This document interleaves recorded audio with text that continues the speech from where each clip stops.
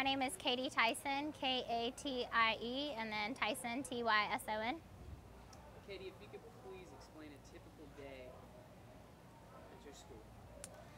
In my school, the kids all get here. They get here pretty early. Most of the teachers don't get here until almost right at 8:30 though. And they get here, they're usually playing outside, the bell rings, and all the kids stand in lines outside of their classroom.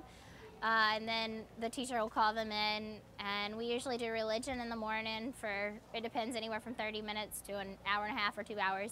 At 10 o'clock, we have break, and so all the kids in all the classes go outside.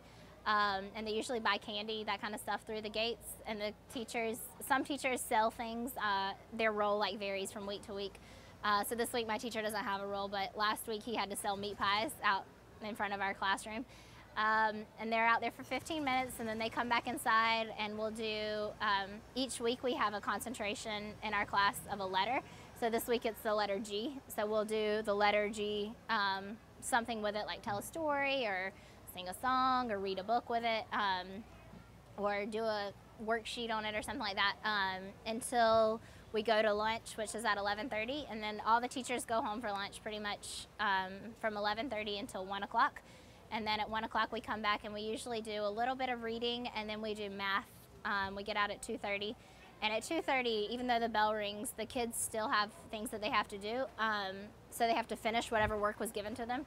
And oftentimes the work is given like a minute or two before the bell rings. So the kids will be here until 2:45, 3-ish, finishing up their work. But they can leave as soon as they are done. And then we go home. The teachers usually stay, I've noticed, for a really long time. I'll come by at like 5:30 or 6 o'clock, and my teacher's still here. And I've asked him what he stays for, but he says that's just what they do. So I'm not really sure what they stay after and do. I don't think they have school meetings, but I know they do stay after. And Katie, how do you plan for your lessons? With me, in my age group, it's a very simple way that it works.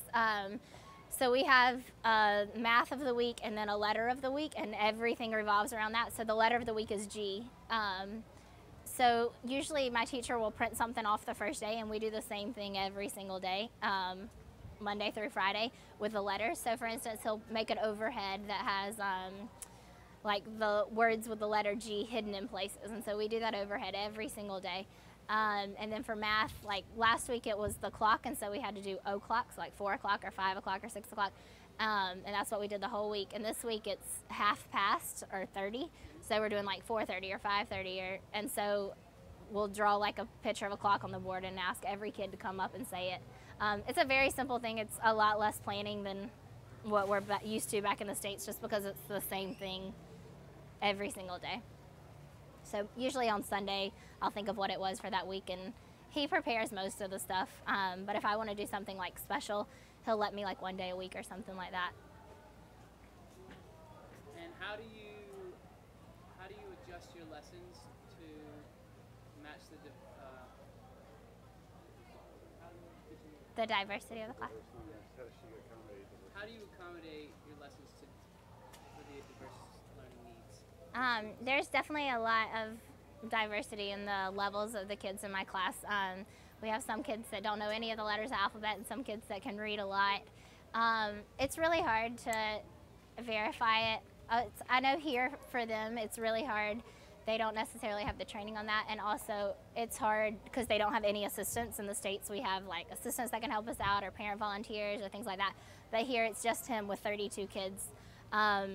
And the behavior, they're not very quiet, so you can't call a small group up, or you can't, focus on individual ones. For me, I take a small group in the afternoons. It's something I've started since I got here. I ask them if I could there's a group of about 7 kids that don't know the alphabet at all, and I ask them if I could take them and work with them.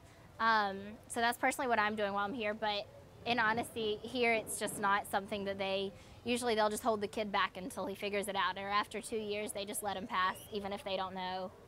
If they haven't learned it, they just move them on after 2 years. So the kid could be held back for 2 years every single grade, and then they just eventually pass them. They don't really have a structured way because they don't have the resources to help out.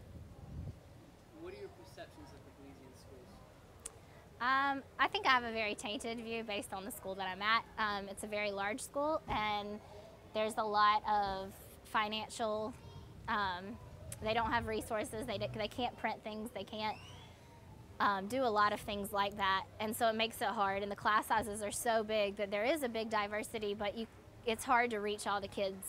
I don't think the discipline is a focus thing here at all, and that makes it very difficult for me to try to teach this kid that's behind whenever the other kids are running around hitting each other, and it's just kind of no punishment. Could you stop and start with what you said about punishment? I think you hit Oh, the sorry. microphone. Sorry. Just right where you said, I don't think the discipline. Okay, is something. yeah. Okay, sorry. Go ahead. Okay. I don't think the discipline is a big thing for them here.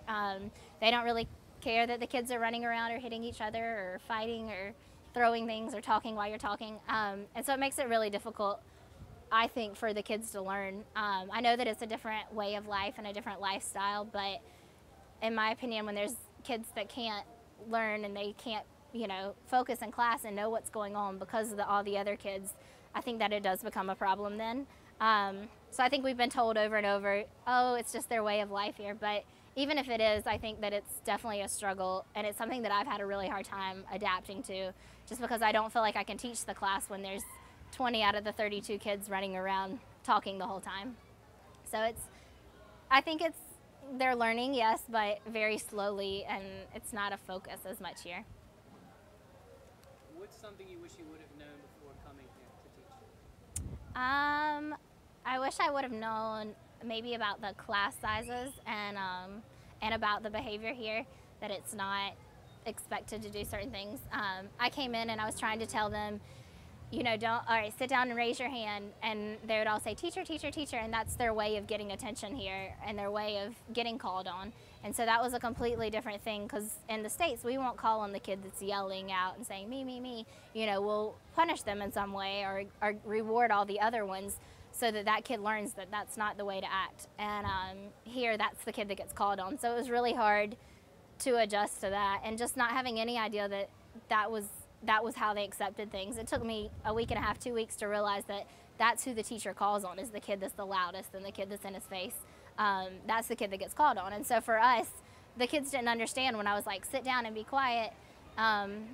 Whereas for us, that's the kid we call on, but here they don't do it that way. So I think that if I would have been prepared as far as like what they are more accepting of, I guess you'd say, it would have been easier for me to choose that kid. Let me just stop. Sorry. Sorry, am I in your way? Yeah. Do you want me to move? Could you park a little closer Yeah. to the other one? That'd be Sorry. It's because I work here, so I always park on the No, we're fine.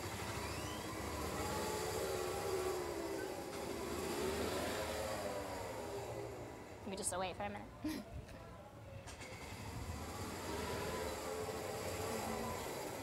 Thank you so much. Thank you. Sorry about that. And then scoot that way here. Second. We only have we got a About that anyway. couple more questions. The lights. Actually, That's fine. that way. There you go, right there. Okay. All right. Last few questions.